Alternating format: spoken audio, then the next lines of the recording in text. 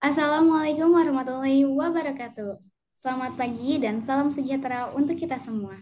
Kepada Ibu Nur Ajija, MSI, selaku dosen pengampu mata kuliah Logika Informatika, dan juga kepada Kakak Asdos yang berada di jajarannya. Pada kesempatan kali ini, saya dan teman-teman saya akan membahas topik yang mengenai studi kasus alur PKL tugas akhir. Nah, sebelum itu, saya akan memperkenalkan anggota kelompok saya terlebih dahulu.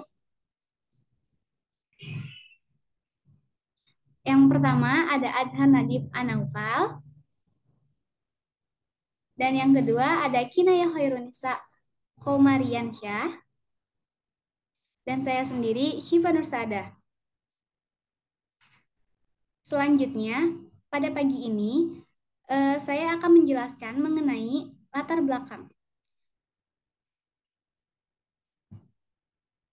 Nah, pengertian tugas akhir adalah salah satu bentuk karya tulis ilmiah yang dibuat oleh mahasiswa pada tahap akhir masa studinya.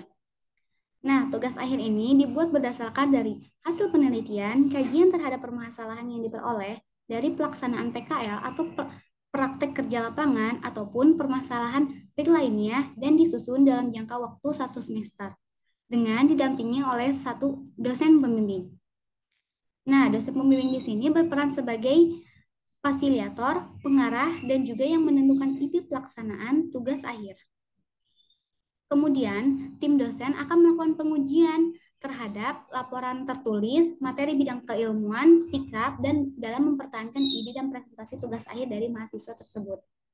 Nah, tugas akhir merupakan suatu hal yang harus dilakukan oleh setiap mahasiswa dalam menempuh studinya nih.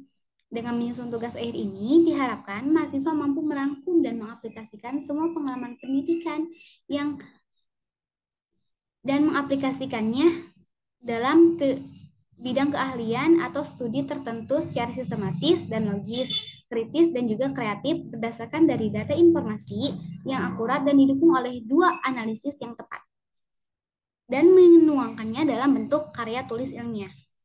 Nah, masalah yang sering timbul dalam kegiatan tugas akhir dan kerja praktek itu salah satunya adalah ketika mahasiswa akan melakukan seminar tugas akhir, mereka merasa kecemasan yang berlebihan dalam menghadapi seminar tugas akhir. Next.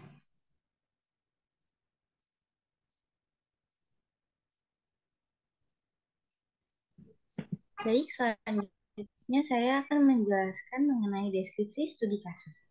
Secara umum, pengertian seminar adalah sebuah pertemuan yang sengaja diselenggarakan dengan tujuan sebagai pembelajaran general terhadap sebuah topik tertentu dengan jalan pemecahan masalah, dengan fungsi sebagai media untuk menyampaikan maupun memberikan informasi atau gagasan baru yang memiliki sifat ilmiah kepada halayak.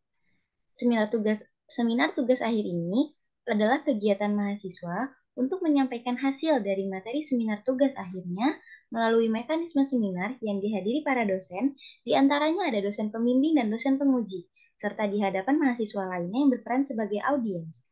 Dalam hal ini, seminar tugas akhir merupakan salah satu syarat wajib mahasiswa untuk kelulusan studi mahasiswa tersebut di hadapan penguji.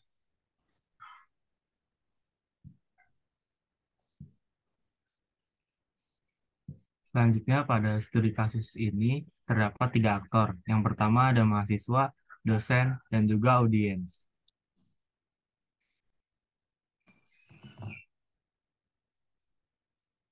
Nah, di studi kasus alur PKL seminar tugas akhir ini dengan 3 aktor yang tadi, adapun analisis kebutuhan. Analisis kebutuhan yang pertama yaitu adalah mahasiswa.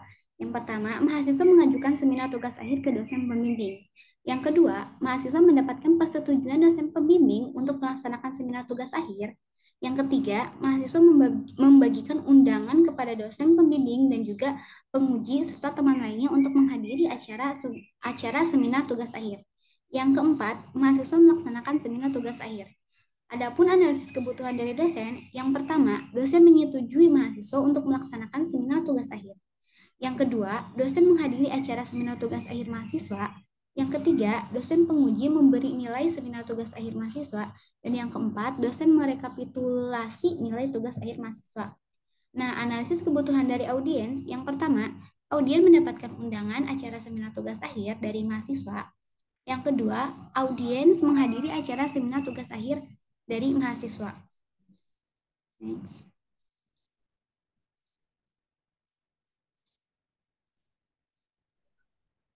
Selanjutnya ke pembahasan flowchart atau diagram alur. Flowchart sendiri merupakan penggambaran secara grafik dari langkah-langkah dan urutan prosedur suatu program.